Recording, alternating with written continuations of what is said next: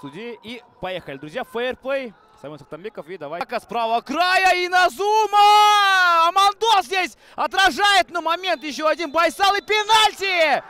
Пенальти ставит Медерта.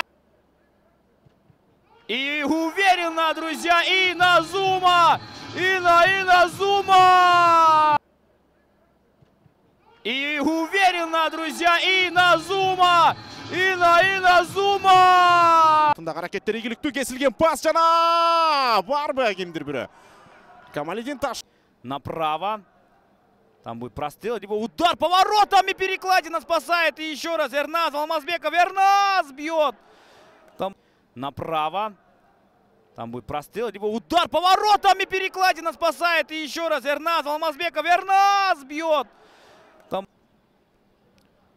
Ойнуланат алыстан соққу! Ой-ой-ой! Дағы бір рет таңғалдырды азар. Ойнуланат алыстан соққу! Ой-ой-ой! Дағы бір рет таңғалдырды азар.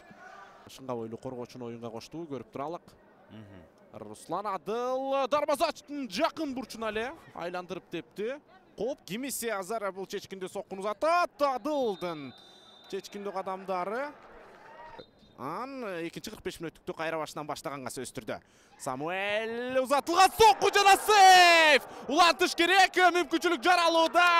Ақыры бұл топ сызық сыртына шығып кетті. Назума.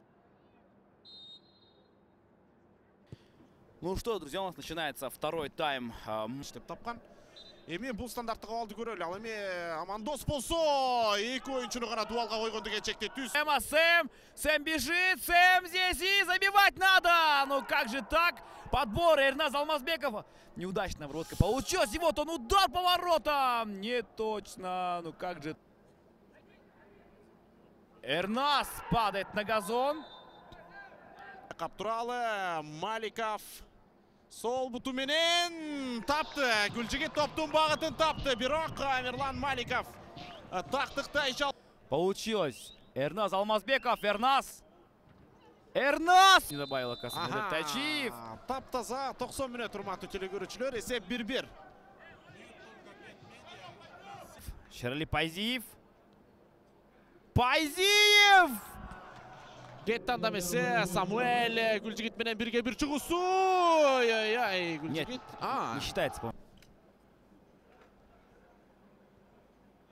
И мим.